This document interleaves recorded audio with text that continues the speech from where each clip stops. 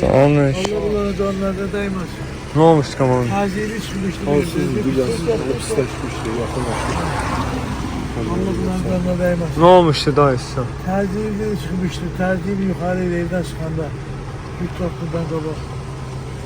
Polisler Allah bunların canlarına değmesin. Özü yaxşı hiss edir böyle. Bunlardan yiyecek.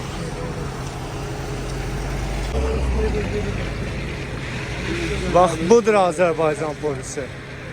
Həqiqətən də bu yağışlı havada sürücünü alıb pisləşib, yolun kənarında dayanıb. Bax, budur Azərbaycan polisi. Faktdır, bax, bu subutdur.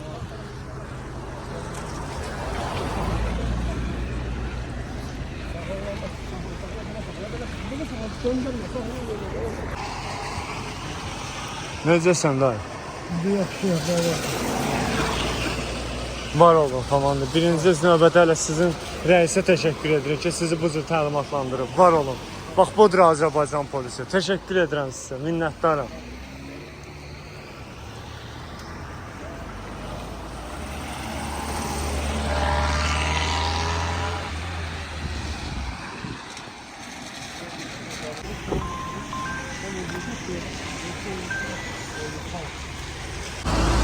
Çox sağ olun qardaşlar. Həqiqətən də var olun. Bax, bu yağışlı havada sükan arxasında halı pisləşən və sürücünün dərhal köməyinə çatan, bax, budur Azərbaycan polisi.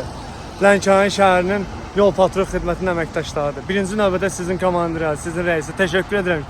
Bu cürlə sizi təlimatlandırıb. Var olun, öpürəm sizi, bağrıma sıxıram əzizim. Allah əmanət olun.